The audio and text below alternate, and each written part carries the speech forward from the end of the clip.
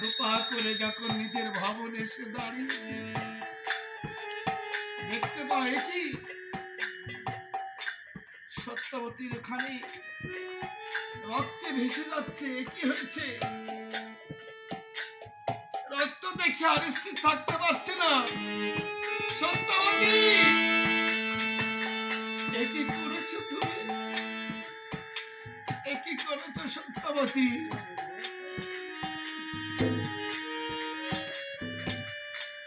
সত্যবতী সত্যবতী বলে ডাকছে, কিন্তু ডাকে সাড়া দিচ্ছে না। কৃষ্ণ নামে পাগল হয়ে, কৃষ্ণ নামে বিভোর হয়ে নিজের মতো সেই নিজের পুত্রের মাথাটা কেটেই চলেছে। এক পা দুপা এসে যখন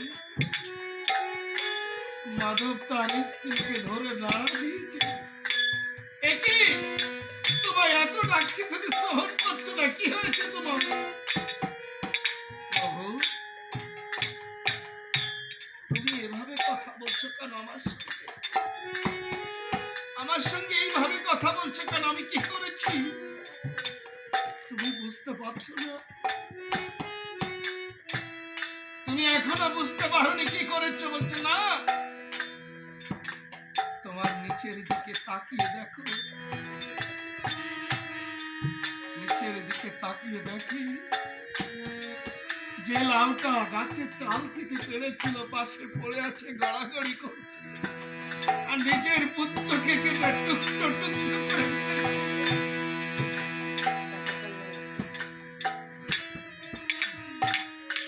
আমার গোবিন্দকে ভালোবাসলেন, নামকে যারা ভালোবেসেছে তাদের গোবিন্দ হলো এই কাজটা করেন। কখন নিজের পুত্রকে কেটে ফেলেছে, নামে মোহিত হয়ে গেছে।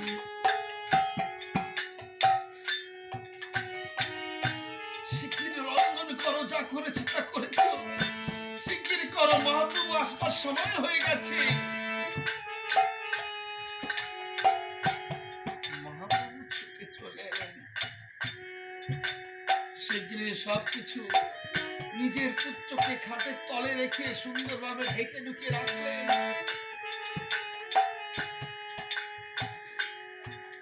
পুত্রের জন্য কান্দন করো না। শোনো, আমি তোমায় বলছি, একটিবার আমার কথা শ্রবণ করো। তোমার পুত্রকে কেটেছো, তাতে কোনো দুঃখ নেই। আমার মহাপ্রভু যেন জানতে না পারে তেহেন কাজ তুমি করেছো। যদি মহাপ্রভু জানতে পারে হরিনাম বন্ধ হয়ে যাবে। আমি সব সইতে পারবো, হাজার পুত্রটা চলে গেলে আমি সব সইতে পারবো, কিন্তু আমার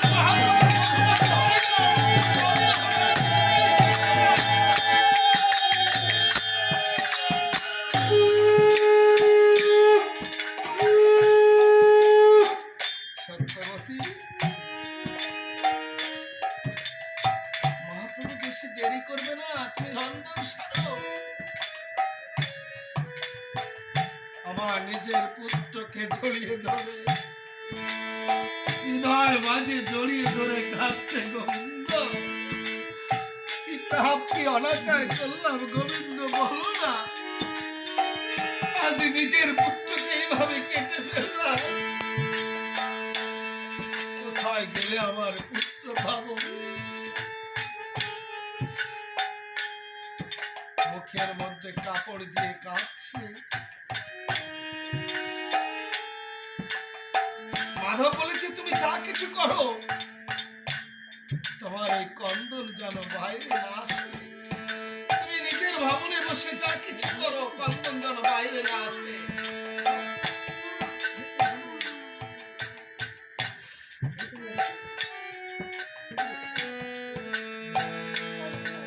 মহাপ্রভু ঘরের ভিতরে প্রবেশ করলেন, নাম করছেন।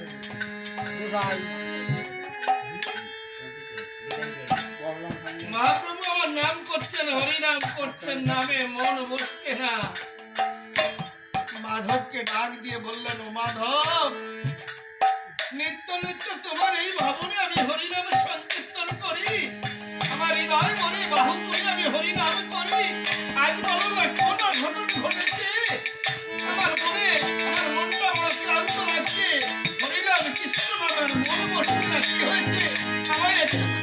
মাধব।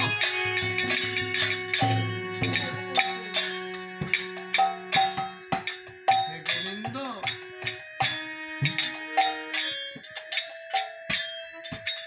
হে বান্ধব, হে গৌর সুন্দর, বিশ্বের কিছু অজানা তোমার নয় গৌর সুন্দর। তুমি সবই জানো।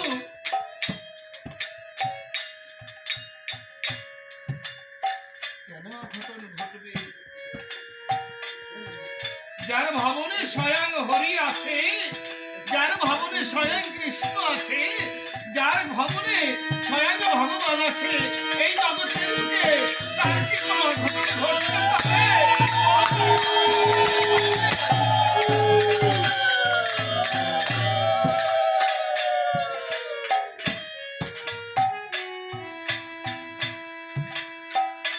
মাধব,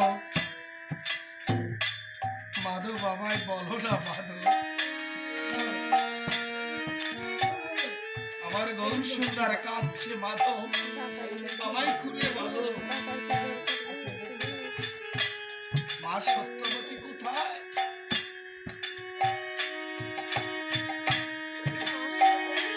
আমার গৌর হরি এক পা দুপা করে ঘরের ভিতরে প্রবেশ করলেন। এ কি করেছো মা? এ কি করেছো তুমি?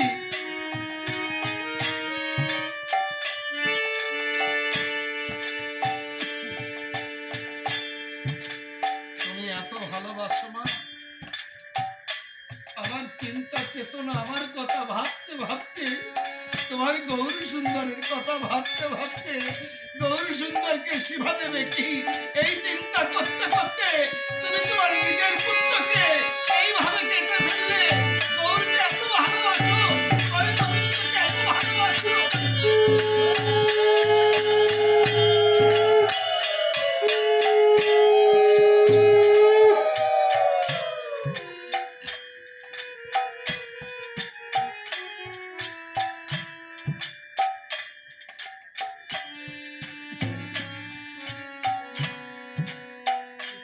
শাস্ত্রে বললেন, ভগবান নিজে মুখে বললেন যে কর আমার আশ, আমি তার প্রতি সর্বনাশ, তবুও যদি না ছাড়ে আমার পাশ। গোবিন্দ বললেন আমি হই তার দাসের দাস। মাধব রে, তুমি আজ সারা জন্মের মতো আমায় ভেবে ফেললে। তোমার ভালোবাসার ছেলের ভক্তি প্রেম ডোরে আমায় বেঁধে ফেললে মাধব। বলো না আজ কি চাও তুমি আমার কাছে? আমি কথা দিচ্ছি এই বিশ্ব ব্রহ্মাণ্ডে আমার কাছে যা চাইবে মাধব, আমি তোমাকে তাই দেবো। কি চাও বলো না?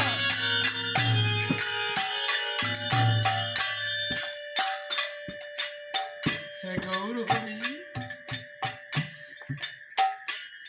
তুমি আছো, আমার আর কিছু প্রয়োজন নেই গৌর হরি। আমি জানি গৌর হরি, আমার গৌর সুন্দর করছে তোমার পুত্র চলে গেছে, তার জন্য তোমার মায়া হচ্ছে না। একমাত্র পুত্র সে চলে গেছে, তার জন্য কি তোমার কোনো স্নেহ মায়া নেই? ভগবান বলছেন, হে গৌর সুন্দর, আমি যেদিন জগতের বুকে এসেছিলাম, একা এসেছিলাম, যেদিন আমার জীবন বেলা আসতে চলে যাবে, যেদিন আমি ভব নদীর কিনারে দাঁড়াবো, সেদিন একা চলে যাব। এই জগতে একা এসেছি, একা চলে যাব। আত্মীয় স্বজন বন্ধু বান্ধব আমার সঙ্গী সাথী তারা তারা ছিল, তারা শেষের দিনের মতো আমার ছিল জন্মের হবে না, আমার সঙ্গে যাবে না।